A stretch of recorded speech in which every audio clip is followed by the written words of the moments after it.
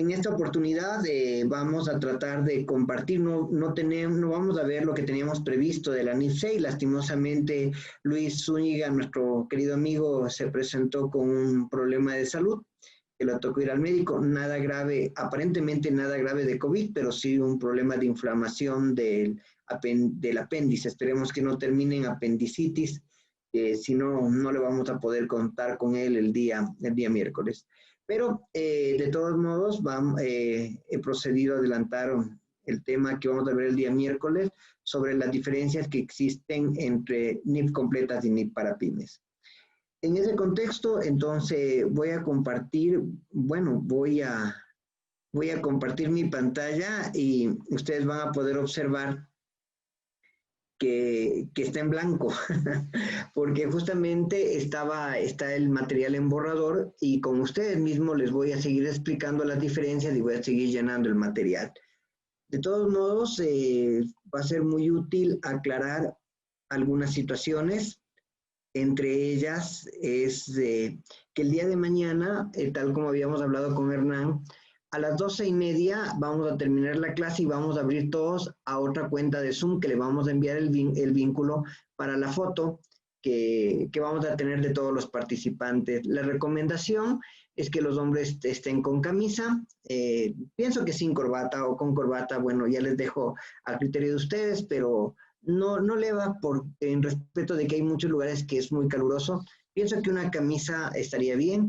Y las mujeres tranquilamente pueden ponerse una blusa para tener armonía. Creo que colores no tenemos ningún problema, sino que de pronto alguien que se tome en camiseta no se va a ver tan bien, entonces sí le sugerimos como ese protocolo de vestimenta. Y en ese momento vamos a seguir activando las cámaras, vamos haciendo las capturas y todo para tener nuestra memoria histórica de este primer taller internacional que creo que fue muy satisfactorio. Muy bien. Cualquier duda, cualquier inquietud, como ustedes saben, mañana empezamos clases 8:15. Les digo, desde las 8 estará abierta el aula y a las 8:15 iniciaremos ya con Hernán para ver el tema que teníamos pendiente de consolidaciones. Muy bien, entonces vamos a hablar ahora, nuestro tema es la diferencia entre NIF completas y NIF para pymes. La verdad, existen algunas secciones y normas que podrían tener cierta diferencias radicales, pero en otras son concepciones, ¿no? Concepciones o aclaraciones que vamos a utilizar. En algunas vamos a ver que no existe, o sea, no merita un análisis de diferencia. Simplemente vamos a poner no hay diferencias porque sería la misma concepción, la sección para pymes, que la norma completa o a su vez. Es una sección para pymes que no existe en la norma completa, lo que quiere decir que no podemos comparar a ver si hay diferencias. Por ejemplo, activos y pasivos no existe en la norma completa, entonces no podríamos hacer un análisis de diversidad. Muy bien, entonces vamos a ver, aquí vamos a ponerle como diferencia, siempre diferencia con las NIF completas. Y muy bien, la primera diferencia, que las NIF completas no tienen una norma que defina su alcance. Aunque en el prefacio se incluye la presunción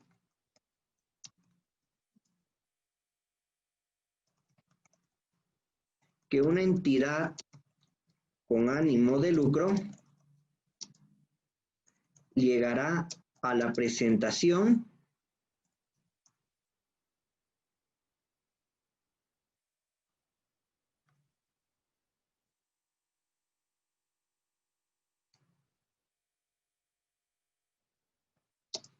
fidedigna de su situación financiera. Un aspecto importante, el concepto de obligación pública de rendir cuentas no está definido en las NIF completas. Y esa sería nuestra primera diferencia. Aquí podemos poner un poco más grande. Las NIF completas no tienen la norma que defina su alcance. Las NIF para pymes sí tienen esta sección que define el alcance de pequeñas y medianas entidades y sobre todo nos habla del concepto de obligación pública o de rendir cuentas, que es un concepto para poder definir si podría aplicarse dentro de pequeñas y medianas entidades. Muy bien, esto sería el primer concepto. El segundo concepto nos vamos a la segunda sección. Conceptos y principios generales.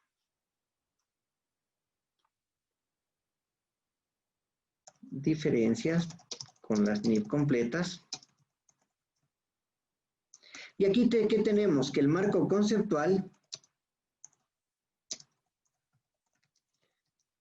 en completas no integra sus requerimientos normativos y señala explícitamente que no es una NIF. Esto es un aspecto muy interesante, ¿no? Nosotros sí podemos decir que el marco conceptual o los conceptos y principios generales sí son una excepción de la NIF para pymes, pero en cambio en las normas completas se dice específicamente que el marco conceptual no es una NIF. Debemos recordar que la versión del año 2010 cambia la versión que teníamos desde 1989 sobre el concepto de usuarios de propósito general. Y esta información aclara que quiénes son los usuarios de la información de propósito general. Que habíamos hablado que son prestamistas, inversionistas y demás. Debemos también, como otra característica dentro de la sección número 2, es que el marco conceptual en completas no incluye los conceptos de resultado integral, ni otro resultado integral.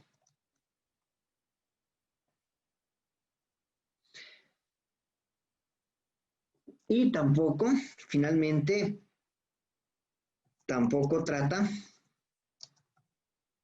de los criterios de mantenimiento de capital. Pues aquí tenemos los aspectos fundamentales, ¿no? ¿Qué tenemos como conceptos? El marco conceptual en completas no integra los requerimientos normativos de que no es una NIF.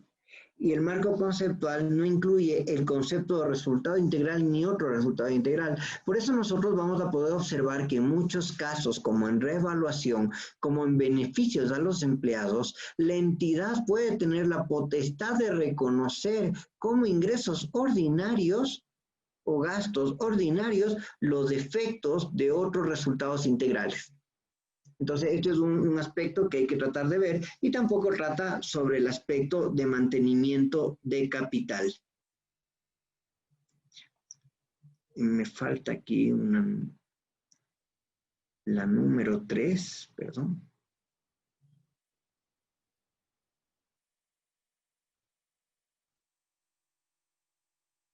Que es justamente sobre la presentación de estados financieros. De eso nos trata la norma número 3 de presentación. ¿Cuáles serían las diferencias? Las diferencias que nosotros tenemos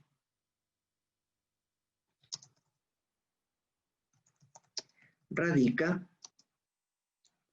en los componentes del juego completo de estados financieros. Ya que no admite la posibilidad de reemplazar el estado de resultados integral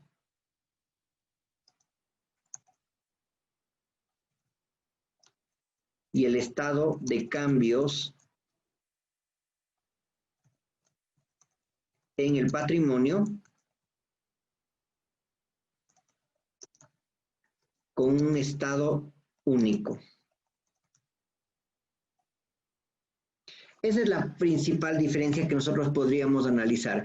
¿Qué pasa? Nosotros cuando estamos hablando dentro de pymes, la pymes permite de que en el estado de resultados integral se incluyan líneas para poder revelar el componente de patrimonio. Entonces, por ejemplo, les pongo un caso muy concreto. Mi entidad tiene 5,000 de patrimonio y no tiene más utilidades porque siempre se ha distribuido. Entonces yo tengo el estado de resultados, ingresos, gastos, utilidad líquida 3,000 y ahí abajo podría poner más capital 5,000, total patrimonio 8,000.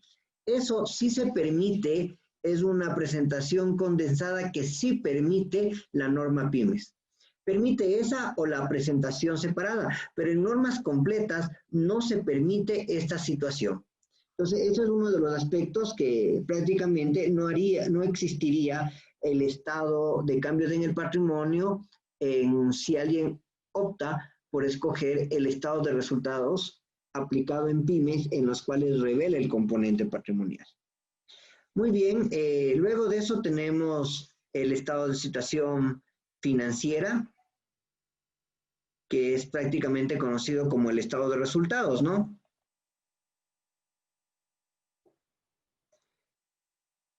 Prácticamente aquí lo que podemos decir es que las normas completas requieren partidas mínimas diferentes de las requeridas por las NIP para pymes.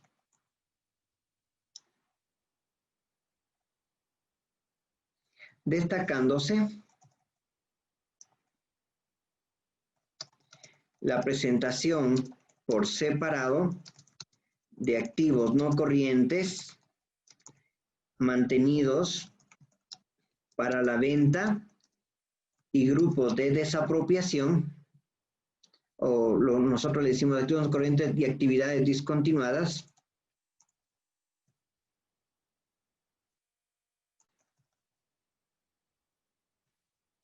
el resto de requerimientos son similares. Entonces, ¿qué es lo que sucede aquí también? En la presentación, nosotros debemos analizar que tenemos en normas completas del activo corriente, el activo no corriente, y tenemos actividades discontinuadas o activos mantenidos para la venta que no son parte ni del corriente ni del corriente, sino es un grupo totalmente independiente.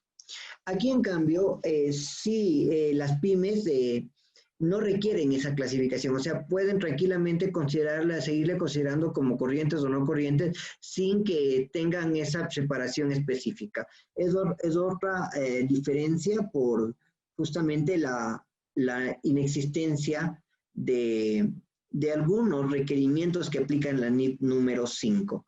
Entonces, eso es lo que podríamos hablar, que la NIP 1 sí requiere esa separación, la NIP 5 no requeriría esa separación. Nos vamos a la sección número 5 de los estados de resultados integrales, ¿no? Aquí mismo la diferencia, tal como le hemos mencionado, en las normas completas, nosotros definimos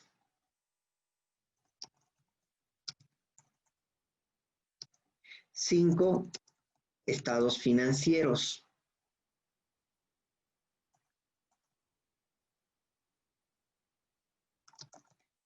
Mientras que en NIP para pymes se reduce a 3. En general, los requerimientos adicionales son similares. Entonces nosotros estamos hablando de que podíamos haber simplificado el estado de cambios en el patrimonio, ¿no? Nosotros tenemos el estado de situación, estado de resultados y otro resultado integral, estado de cambios en el patrimonio, estado de flujos de efectivos y las notas que podía ser un componente, ¿no? Aquí prácticamente las notas forman parte de cada uno de los estados. Ahora, esto es una situación, las normas se crearon de esa manera, pero no necesariamente quiere decir que nuestro regulador vaya a aceptar esas situaciones. Entonces, por ejemplo, ustedes cuando van a llenar en Ecuador la superintendencia de compañías, sí le van a exigir que llene el estado de cambios en el patrimonio. O sea, un aspecto es lo que el regulador puede pedir y otro aspecto es lo que la norma podría definir en su alcance. ¿Qué es lo que busca la NIF para pymes? Simplificar, que es el aspecto fundamental. En el estado de cambio en el patrimonio, justamente como lo habíamos dicho, las NIF completas no contemplan la posibilidad de que se presenten estados de resultados y ganancias acumuladas,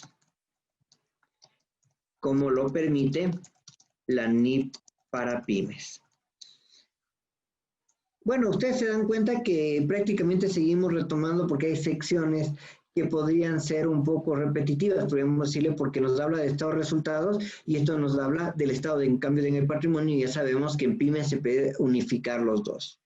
Cualquier inquietud que ustedes tengan, tranquilamente me pueden escribirlo y lo podemos seguir encontrando aclarando cualquier duda que pueda surgir. De la norma de la sección número 7 de flujos de efectivos, la única diferencia es que las NIF completas requieren que una inversión para ser equivalente de efectivo no esté sujeta a riesgos significativos de cambios en su valor.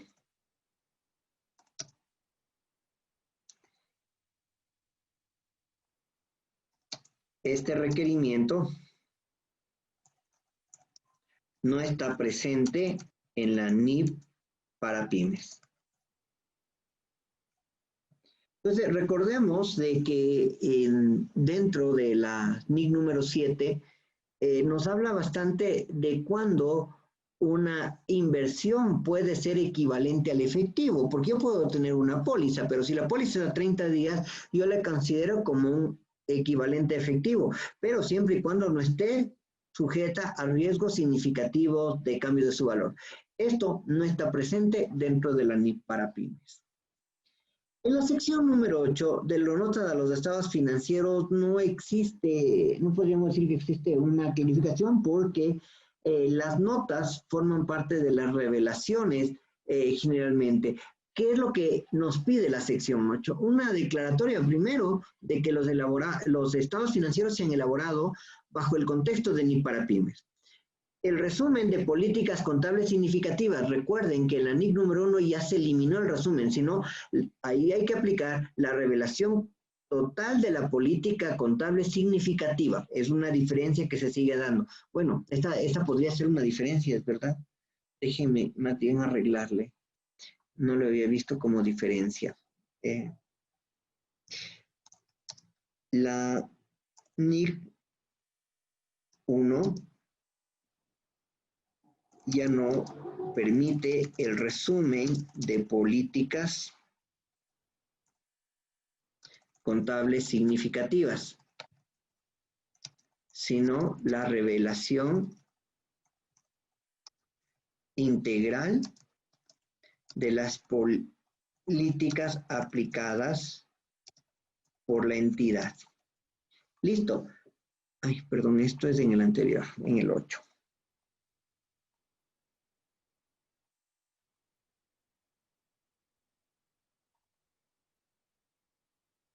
Entonces, esto sí sería un cambio que existe de la sección 8. Es un cambio muy pequeño, ¿no? Tenemos después estados financieros consolidados y aquí tenemos un poco de situaciones un poco complicadas. ¿Por qué? Porque si bien es cierto, en el 2011 el IADRI emitió la NIP número 10 de estados financieros consolidados, más bien emitió el grupo de lo que se llama grupos de contabilidad, grupos empresariales, que es la NIP 10, la NIP 11, en la que habla también de acuerdos conjuntos y demás. Para pymes no se consideró en la versión 2005 incluir estas normas, a pesar de que fue publicado en el 2015, no se incluyó. Entonces, tenemos una pequeña falencia de la diferencia del control para poder evaluar el mismo. Entonces, podríamos poner como consideración la NIP número 10 de estados financieros consolidados clarifica el concepto de control e incorpora métodos de evaluación para la existencia del mismo.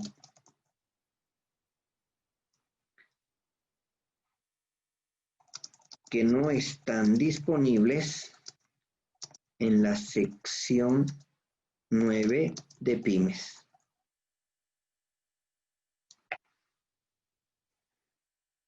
De igual manera, otro aspecto son las excepciones por las cuales una entidad no podría presentar estados financieros consolidados. Las NIF completas no incluyen el concepto de estados financieros consolidados que se incluye dentro de NIF para pymes. Recuerden, en el año 2013 existió una aclaración sobre qué entidades deberían consolidar. Y ahí es lo que se aclara, que dice, por ejemplo, si yo tengo la entidad A y la entidad A es dueña de la entidad B y la entidad B es dueña de la entidad C, yo no debo hacer que la B consolide a la C y la A consolide a la B, sino la A debe consolidar a la B y a la C. Estos son conceptos que se aclararon sobre cuándo se debería consolidar o cuando justamente una empresa, un holding, tiene acciones de empresas justamente con la finalidad de comercialización. Tampoco se permite, no se recomienda la consolidación pura, porque eso puede cambiar de un momento para el otro. Estas excepciones no estaban previstas en la sección 9 de estados financieros consolidados. Entonces, otra diferencia son las excepciones en las cuales una entidad no podrá presentar estados financieros consolidados. Perfecto. Nos vamos a la número 10 de políticas y estimaciones contables. En general son iguales. Solo la NIC 8 prevé una jerarquía diferente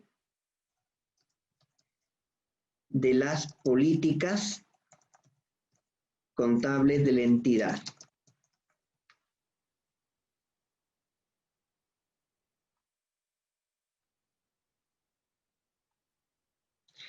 Sí, esa es una diferencia, ¿no? La jerarquía de cuestiones no previstas, porque recuerda, si estamos en las normas completas, te dice, ustedes tienen que buscar una norma análoga. En este caso, nosotros tenemos que buscar una y recurrir a las normas completas. Ese es el paso que se difiere sobre todo, ¿no? Primero aquí, las políticas debemos aplicar en conceptos materiales.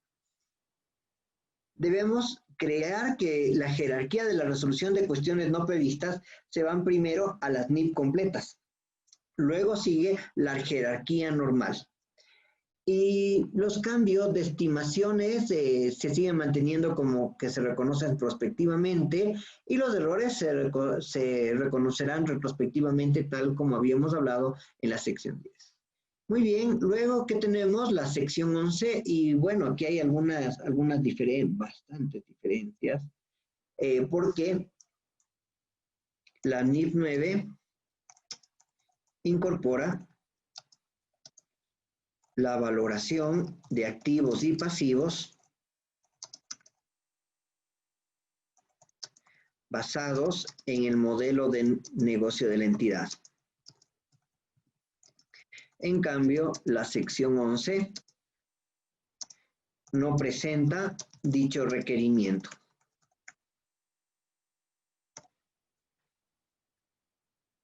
La NIF 9 exige un deterioro de cartera en base de pérdidas esperadas. La sección 11 trabaja aún bajo el concepto de pérdidas incurridas.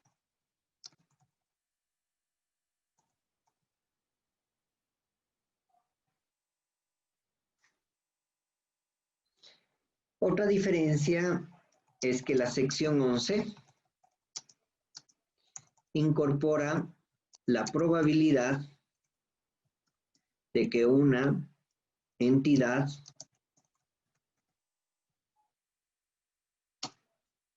designe que los cambios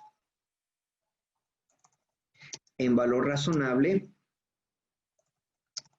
de un instrumento financiero, de un instrumento de patrimonio,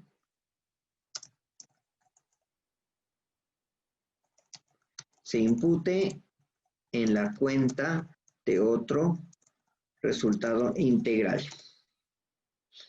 Estas son las diferencias, pero son diferencias bastante fuertes porque aquí no se trabaja bajo el modelo de negocios, todavía se trabaja bajo el concepto de la anterior norma número 39. La NIF número 12 es un complemento de la 11. La 11 es de instrumentos financieros básicos, tienen otros temas relacionados con instrumentos financieros, como que tienen que ver la parte de coberturas, ¿no? Tal vez la diferencia fundamental puede ser que se permite que sea reemplazada por la NIF 39, salvo en cuestiones de revelación. Y presenta igual que la NIF 39 directrices para aplicar contabilidad de coberturas, a excepción de los riesgos a cubrir. Estas serían las diferencias que nosotros tenemos en la sección número 12, ¿no?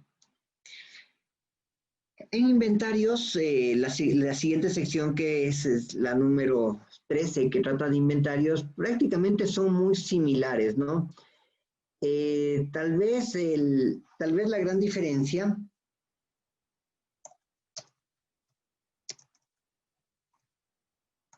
es que la sección 2, no la sección, perdón, la norma 2, la NIC 2, permite el criterio de comparación con los importes recuperables que nos menciona la misma norma.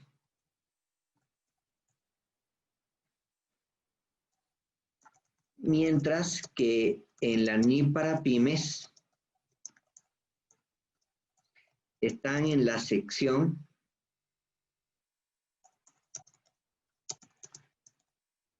27 y no en la 13. O sea, se aplica igual, ¿no? Pero la diferencia es que la NIC 2 sí me dice cómo aplicar el BNR y por eso es una excepción muchas veces de la 13. Pero en cambio, en la NIC para pymes nos remite a la sección 27 de deterioro debido a que en inventarios no menciona directamente esta situación. Después que tenemos la sección número 14 de inversiones en asociadas. Generalmente la NIC 28 requiere que las inversiones en asociadas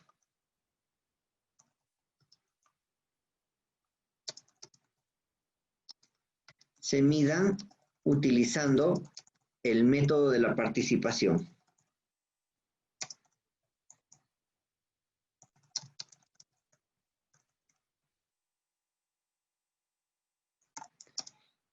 Y en algunas circunstancias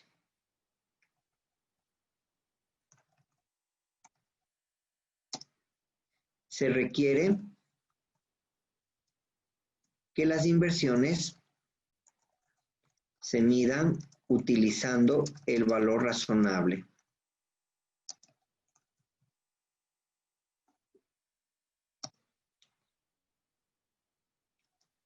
Que no es una elección libre,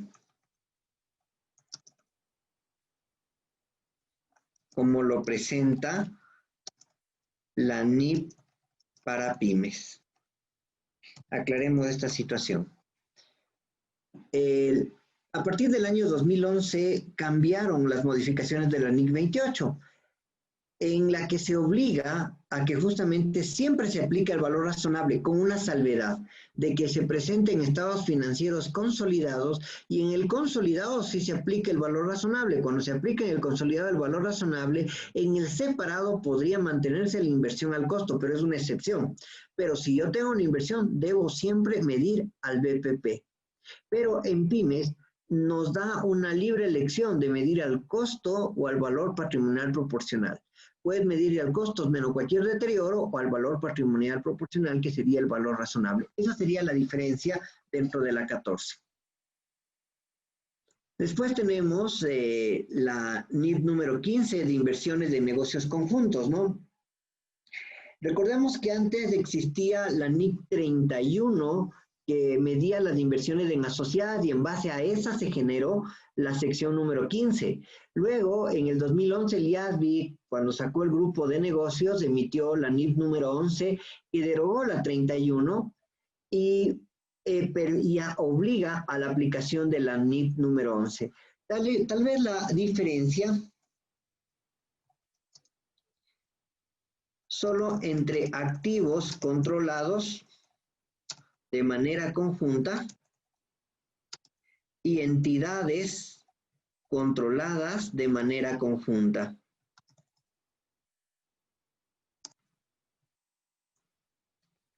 No admite diferentes métodos como lo permitía la 31. Recuerden que esta nace de la 31, no nace de la 11. Bueno, después tenemos propiedades de inversión, que es la sección número 16. Y la diferencia fundamental es que la NIC 40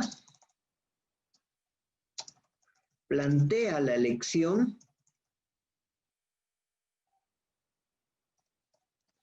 de la política contable para las propiedades de inversión, que puede ser utilizar el modelo del costo menos depreciaciones o utilizar el modelo de valor razonable con cambio en resultados. En las NIP para pymes,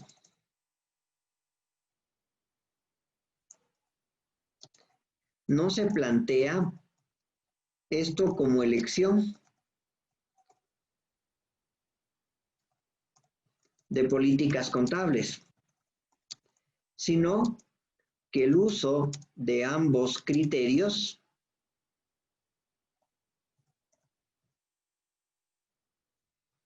dependerá del costo, esfuerzo desproporcionado que demande la obtención del valor razonable.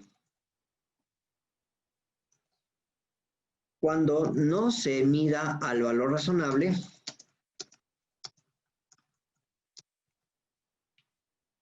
con cambios en resultados, la NIP para pymes no exige que se revele dicha medida. Entonces aquí hay una diferencia, ¿no? En la NIP 40 te permite la elección. Aquí en otro caso no es un permiso de selección, sino más bien tú deberías llevar las propiedades de inversión al valor razonable, salvo que el costo para obtener dicho valor razonable excede el beneficio a obtener. Entonces, sí es una diferencia bastante interesante en la norma número 16. Vamos a la norma número 17 de propiedad, planta y equipo.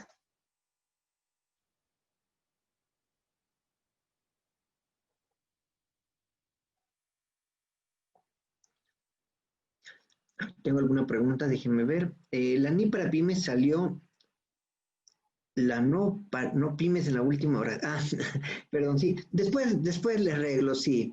Después ya le pego una revisión.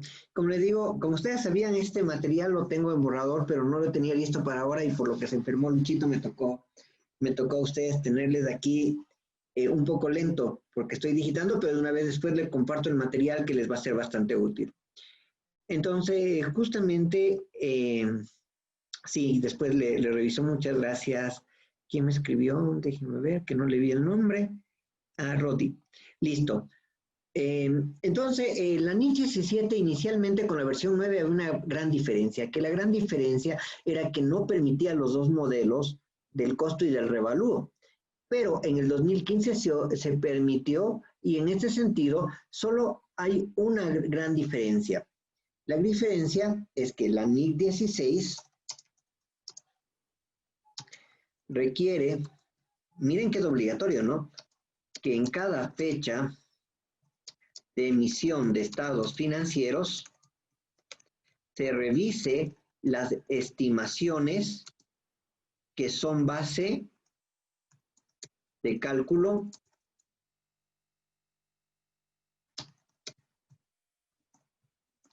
de la depreciación. Mientras que las NIP para pymes requieren que dicha revisión solo se haga cuando existan indicios de que pudieran haber cambiado. No hay la obligatoriedad anual, sino si hay algún tipo de indicio que ha cambiado esta situación. De igual manera, en activos intangibles distintos de la plusvalía, recuerden que antes no se permitía el revalúo, solo se permitía el costo. A partir de la versión 2015 se alineó con propiedad, planta y equipo y se permite el modelo del costo y el modelo de la revaluación, pero con limitaciones, ¿no? Debemos entender que difícilmente en nuestros países tenemos un mercado activo de intangibles. Ha sido un problema que a veces nos ha costado bastante discutir con algunos colegas, porque pueden decir, no, pero es que hay un mercado que me compro y me vende, entonces hay un mercado activo, pero no es un mercado regular. O sea, verdaderamente, ¿quién compra y vende empresas, o sea, o partes de empresas o marcas? Verdaderamente en Ecuador hay una limitación totalmente de esta situación. Y eso hay que tener mucho cuidado porque recuerden el problema del caso autónomo. Ustedes han de haber escuchado que, si más no me equivoco, le sancionaron a Deloitte con 24 millones de euros, que es una de las multas más grandes por el caso de Autonomy, ¿no? Y el caso de Autonomy estuvo muy anclado a la valoración del intangible, del software. Imagínense en que ellos compraron en 11.000 millones y tocó deteriorar casi 8.000 millones, o sea, deterioraron casi el 75% de lo que habían comprado. Es una cantidad totalmente drástica. Entonces, siempre hay que tener mucho cuidado y en NIP para pymes se requiere una seguridad de que efectivamente el activo intangible sea un activo que va a generar beneficios, pero sobre todo que la vida útil no sea indefinida. Entonces aquí tal vez la primera diferencia es que la NIP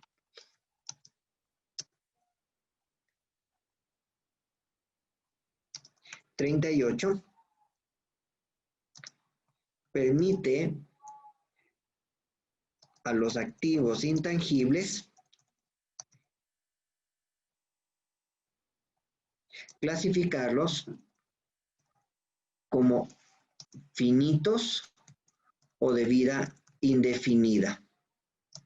Mientras en la sección 18 solo se trabaja con activos finitos que podrían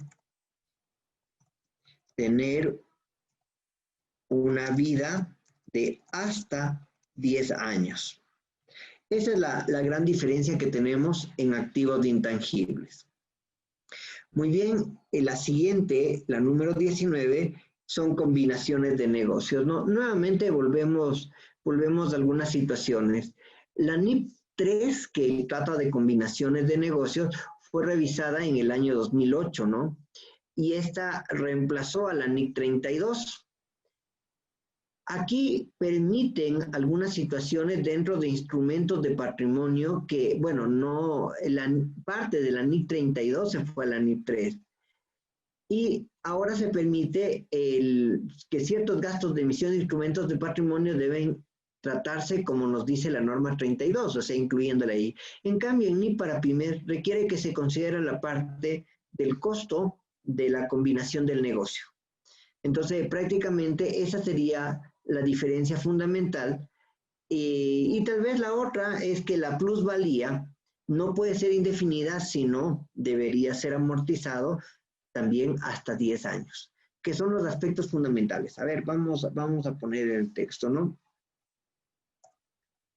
La NIP 3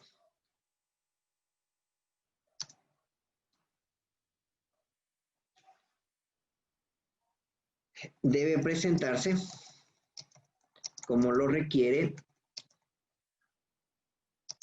la NIP 32.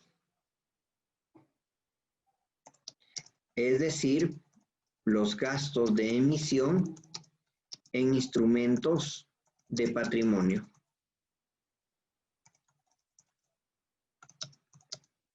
En cambio, la NIP para pymes requiere que se considere como costo de la combinación de negocios.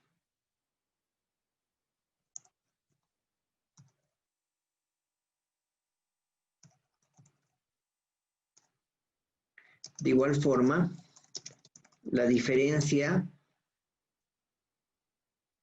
es relativa a la plusvalía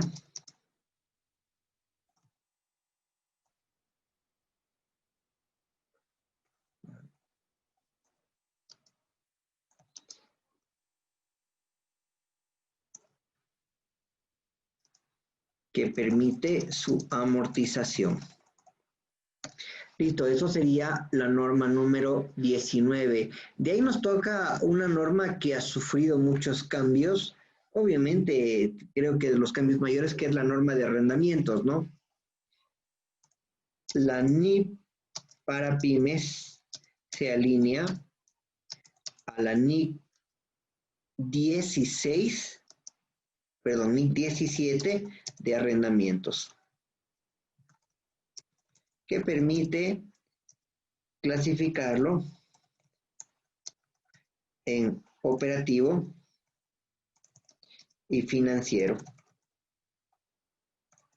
La nueva NIP 16 establece el concepto de derecho de uso.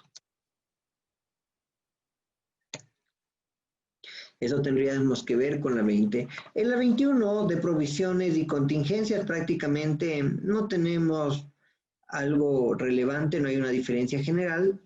Y de igual manera en la 22 de pasivos y patrimonio, porque eso es una base de la sustancia económica de los instrumentos financieros dentro de las normas completas. Aquí hace una aclaración de pronto para poder definir cómo deberían ser el tratamiento contable de la deuda convertible en instrumentos financieros compuestos y similares. De pronto las acciones propias de la cartera que sean tratadas contablemente como una reducción del patrimonio, que son las partes que se podría decir que están dentro de instrumentos financieros, pero no como una sección. Después tenemos otra norma que es bastante, que tiene serios cambios, que es justamente el ingreso de actividades ordinarias.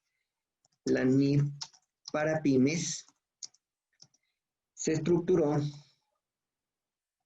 considerando la NIF 18, en los cuales se consideraba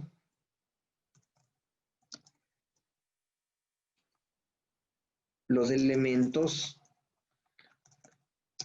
de venta, servicio y uso de activos por parte de terceros. La actual norma, la actual NIF 15, exige una evaluación del componente contractual y modelo de negocio para el reconocimiento del ingreso en dos enfoques, en un punto en el tiempo o durante el tiempo. Esas serían las diferencias de la 23. Nos tendríamos que ir a las subvenciones del gobierno. Aquí tal vez podríamos analizar un poco de la norma 41, ¿no? Porque en las subvenciones, las normas completas,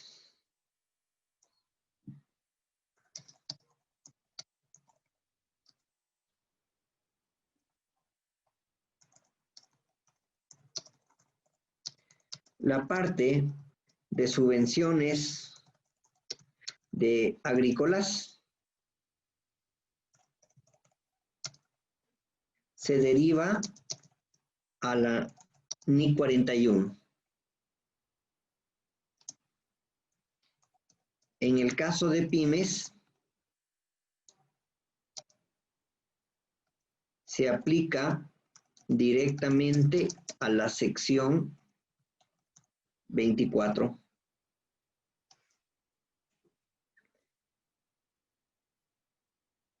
Y solo permite un método de tratamiento contable.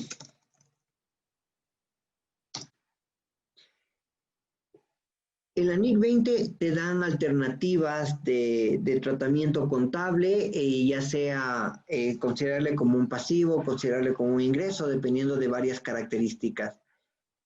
Aquí es mucho más simple. Si no se imponen condiciones de rendimiento futuras o específicas sobre los receptores, se considerarán directamente como ingresos los importes de la subvención cuando sean exigibles. Si se ponen condiciones de rendimiento futuras, se reconocerán como ingresos solo cuando se cumplan las condiciones de rendimiento establecidas. Las subvenciones recibidas antes de que se satisfagan los criterios de ingreso de actividades ordinarias se reconocerán directamente como un pasivo. Eso es la gran diferencia que tenemos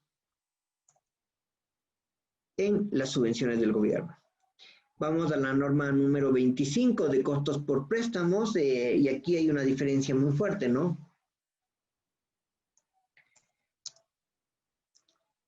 Las NIC completas, la 23, requiere que se capitalice los costos por préstamos de los activos aptos. La NIP para pymes no permite la capitalización. Es una gran diferencia. En pymes, todo pago de préstamos se va directamente al gasto. Después tenemos la 26 de pagos basados en acciones, que podríamos decir que no existe una diferencia, y nos vamos a la NIP número 27 de deterioro de valor. La diferencia fundamental es que la sección 17, la sección 27, incluye menos exigencias en materia de revelaciones y presenta menos directrices sobre cómo calcular el valor de uso de los activos.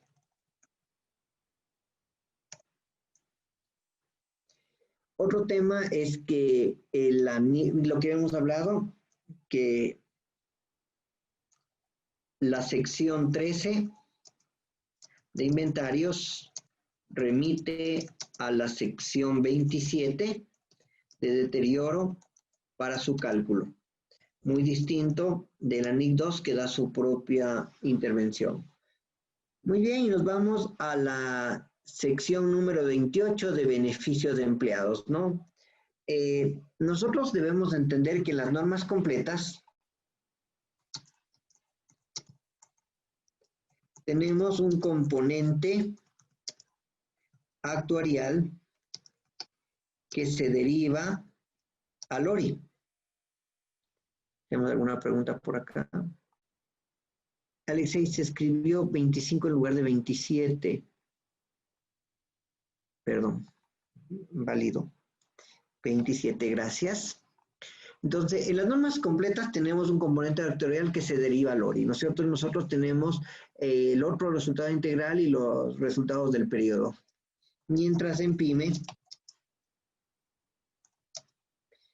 todo el efecto puede ser reconocido en el estado de situación integral o el estado de pérdida de ganancias. Bueno, pero podemos llamar integral, ¿no? Esa sería la gran diferencia. Entonces, aquí ya no tengo que mandarle a ORI, sino directamente le podría mandar como un gasto del periodo. La sección 29 se alineó. La versión 2009 no era alineada, la sección 2015 ya fue alineada con la NIC 12 con el método del balance. En la conversión de monedas extranjeras, de igual manera nos vamos a la misma situación que habíamos hablado antes. La NIC 21 requiere que las diferencias de conversión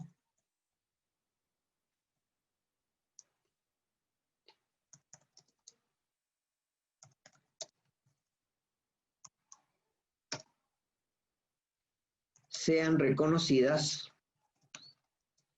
en el ORI y acumuladas en un componente del patrimonio por separado.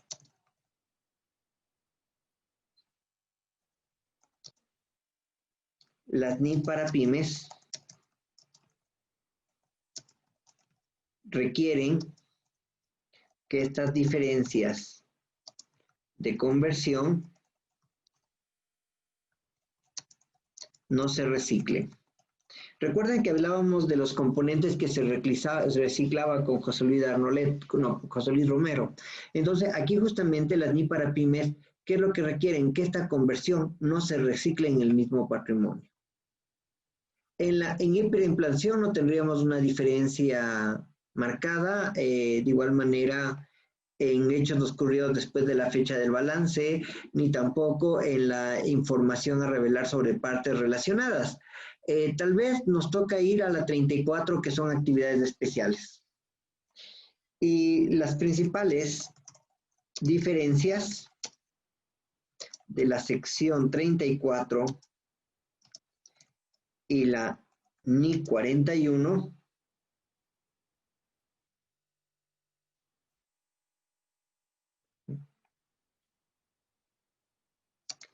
se encuentran en la parte referida a agricultura.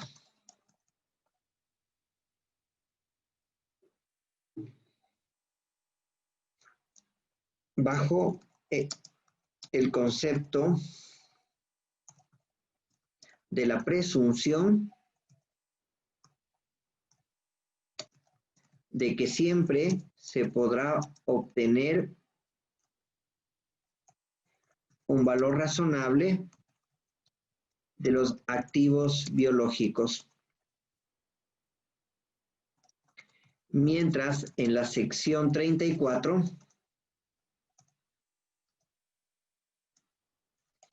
el uso de esta medición depende de la evaluación de costo-esfuerzo desproporcionado. También la NIC 41, la modificación de la NIC 41 y 16 de plantas productoras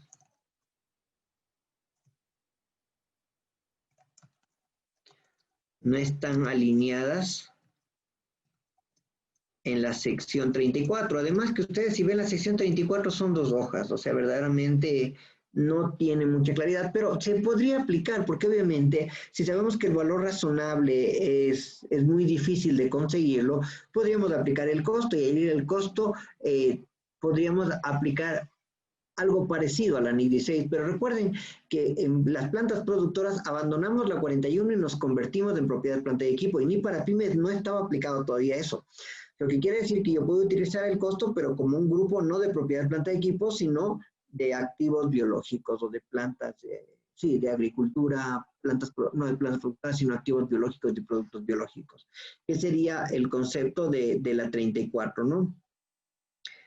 En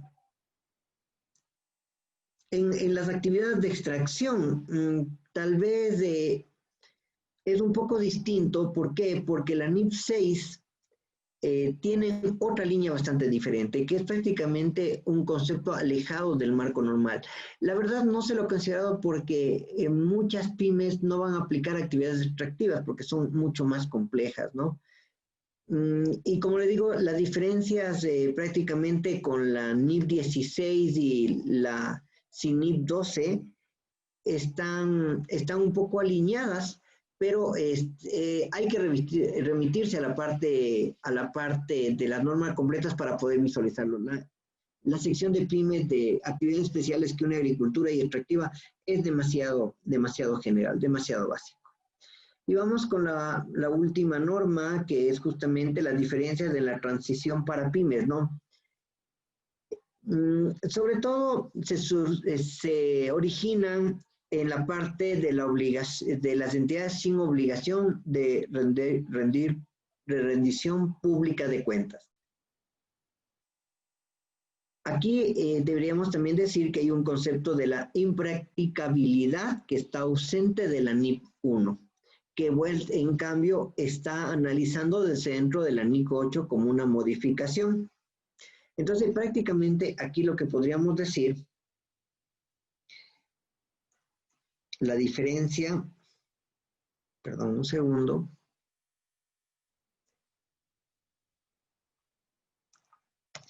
la diferencia está orientada en la definición de entidades sin obligación pública de rendir cuentas, que es una diferencia relevante para la aplicación de la sección 35. Otro aspecto es el concepto de impracticabilidad que se menciona en la sección 35,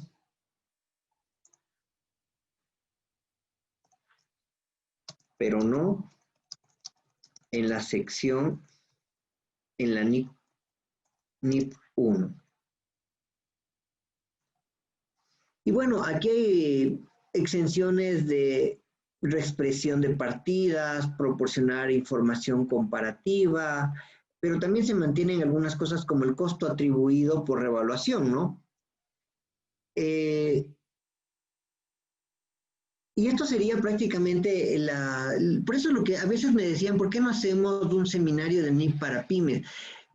La verdad, para mí me queda un mal sabor de boca porque a veces hay tantas cosas tan básicas que en NIP para pymes podríamos decirle, es más fácil entender NIP completa de decirte, mira, de esto le quitas de esto y es pymes, miren lo que hemos hecho ahora, pero ustedes ya tienen conocimiento global, es más fácil tener el conocimiento global, irse a lo pequeño antes que tener de lo pequeño y tratar de derivarlo.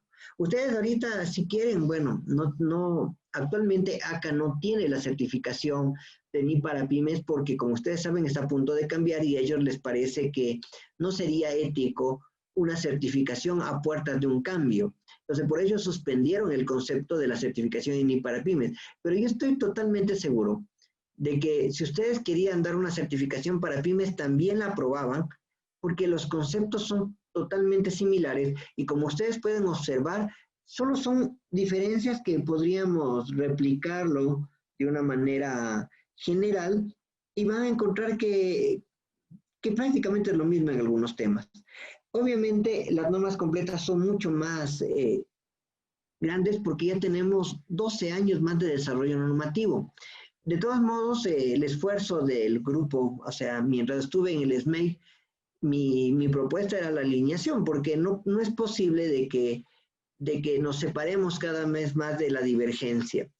Yo creo que les comenté o aprovecho nuevamente para repetirlos, en el año 2009 pasó una situación muy especial, que la sección de impuestos diferidos no se basó en la norma número 12, sino como estaba a punto de salir una modificación a la 12, que ya no era el método del balance, sino el método de la recuperación, que es otro método que quedó descartado en el 2011. O sea, estaba en el 2009 como un estudio muy avanzado, como una norma que estaba a punto de salir, pero en el 2011 se descontinuó. ¿Y qué es lo que aconteció? Que la sección 27 era totalmente distinta a la NIC 12.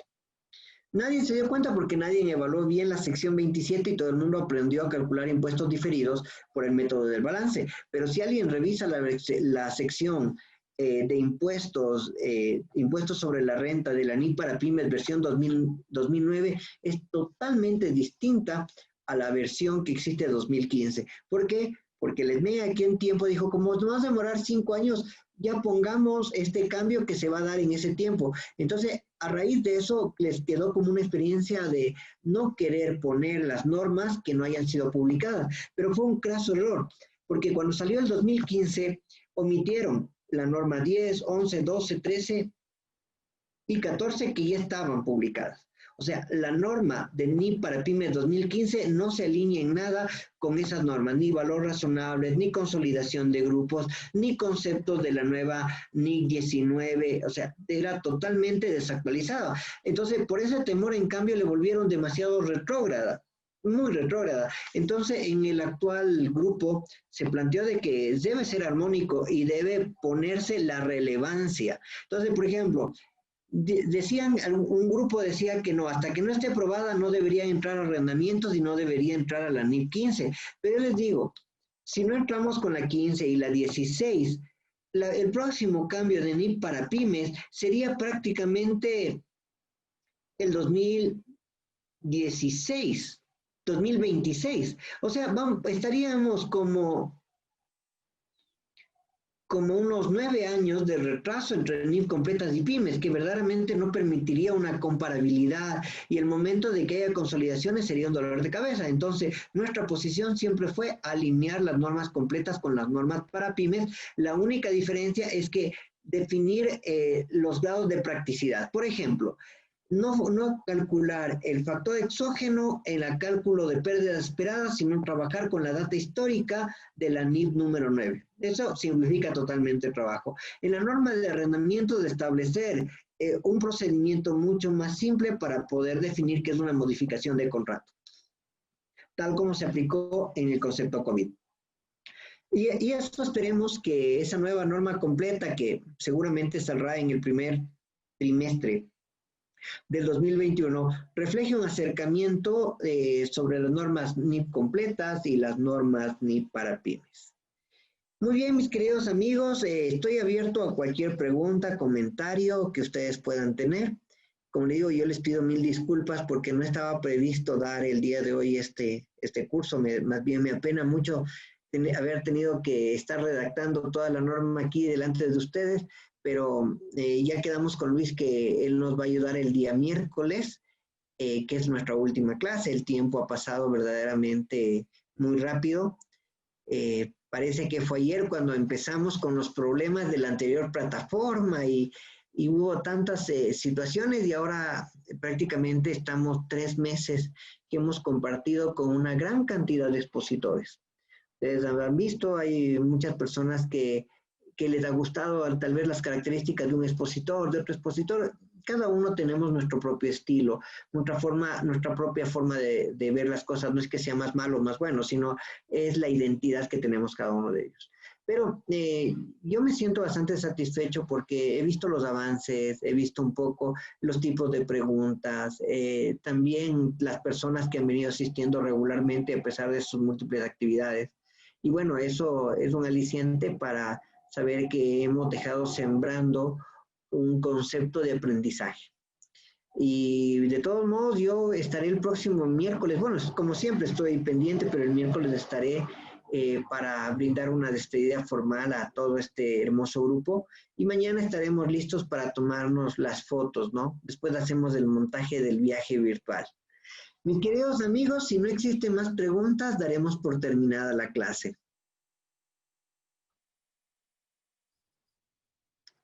A ver, la interpretación verás, mi estimado José, cada jurisdicción establece parámetros de quienes aplican full y quienes aplican pymes. La verdad, aquí se equivocaron.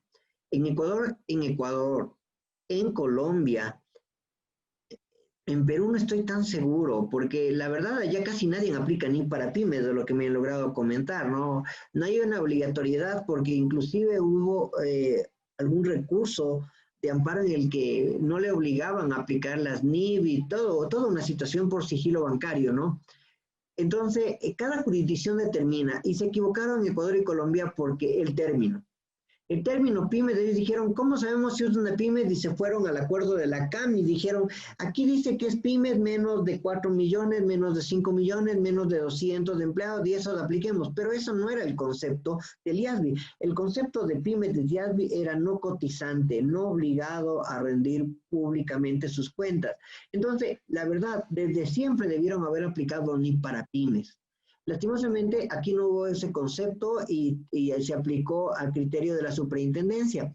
Ahora sí da la potestad a que todo el mundo baje de full a pymes.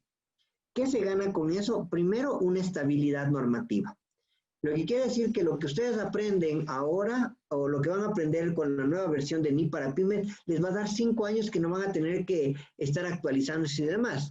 Claro que es sano actualizarse, pero por lo menos para esa contabilidad no van a tener que realizar el esfuerzo grande, porque ustedes ven que la 9, la 15 y 16 es un esfuerzo muy grande para esta situación.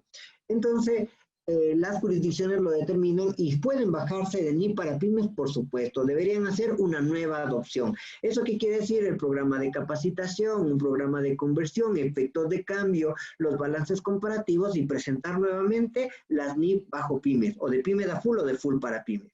Espero que te haya quedado bastante claro, mi estimado José.